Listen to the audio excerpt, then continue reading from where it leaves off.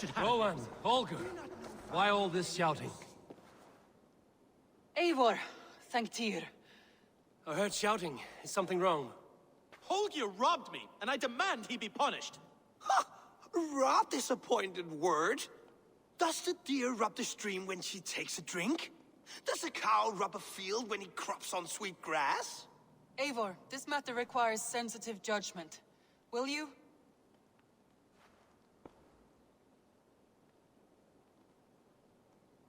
Of course. From the beginning, please. Well now, there is no excuse too small, I see. Nothing to keep you from coveting that seat, is there? In Sigurd's absence, who has better claim to oversee these disputes? You might leave them to work it out for themselves, but that would mean letting go, would it not?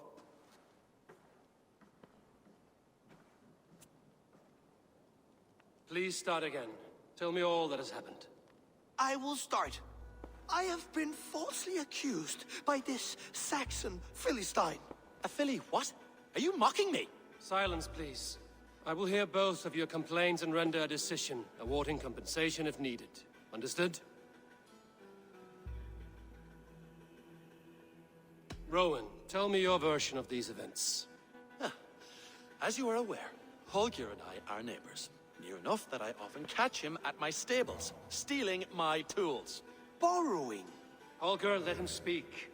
Stealing, borrowing. My point being, I have always allowed him to use whatever he pleased. I greatly admire your Norse generosity and had hoped to match it. But this morning, Holger stretched the limits of my grace. Entering my stables for their feed, I found my most beautiful, gentle mare stripped of her tail. Bereft, not a strand in sight. I am ashamed to say my natural suspicion drew me to Holger, and how right I was. For when I peered across the lane, there he was, gripping a horsetail brush slathered with indigo, dragging it across a sheet of Painting, Rowan. I was painting. You make it sound so crude. You see? Such willful arrogance. It will take ages for Ilgifu's tail to reach its former length. I demand compensation. I understand. Thank you, Rowan. Holger, let me hear your side. Eivor, you have known me as a skald for years. You have seen how my poems bring life and joy and wisdom to our people. And you know that my work requires a certain, let us say, freedom. To make use of rare resources to compose my verses. Often when lacking the proper tools, I have made use of novel items. Alvis's walking stick, Tovi's inks, all were given gladly. You cut off my horse's tail to make a brush, you bleed. Rowan? As I was saying, this morning in the throes of poetic reverie, I realized that my latest piece required delicate brushwork. I could have used a frayed stick, some cloth, my hands, but no. I needed something gentler, softer. To make a perfect brush, I needed the fine hairs of a well-raised horse. And so I availed myself of a local resource. You clipped Alfgafu's tail to the rump without asking. It was early.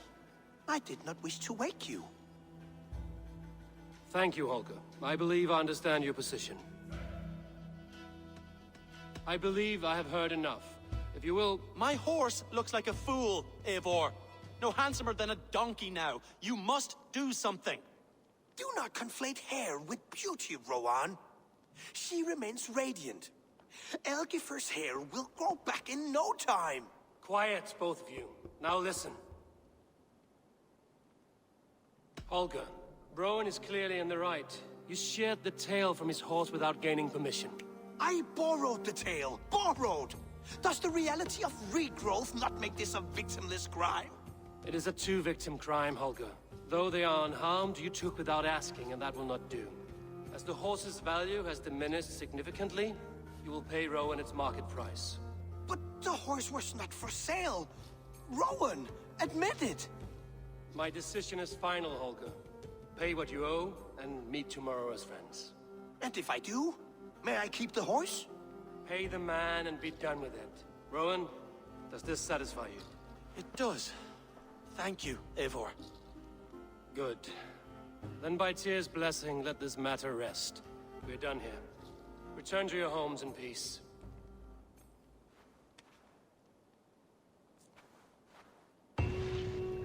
Would you allow me to pay you with a vibrant painting? After all, in some way...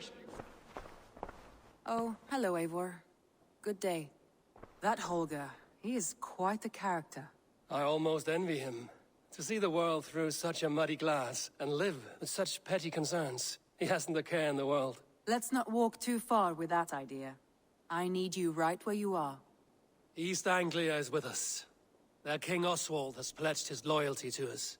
Eivor Kingmaker, we shall call you soon.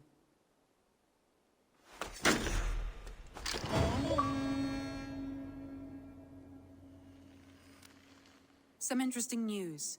King Ceolwulf has sent Ceolbert to Shropshire. He hopes to install him as Elderman there. Good for Ceolbert. He should do well considering all he has learned from you. I gave him only a taste of my knowledge. The rest he will need to figure for himself. One more thing. I do not know if you heard, but Svend passed away a short time ago. The poor man slipped away in his bed. I had not heard, no. And how is Tovi? She must be gutted. It has been rough on her. She spends quite a lot of time at his burial mound. Speak with her, if you have the time.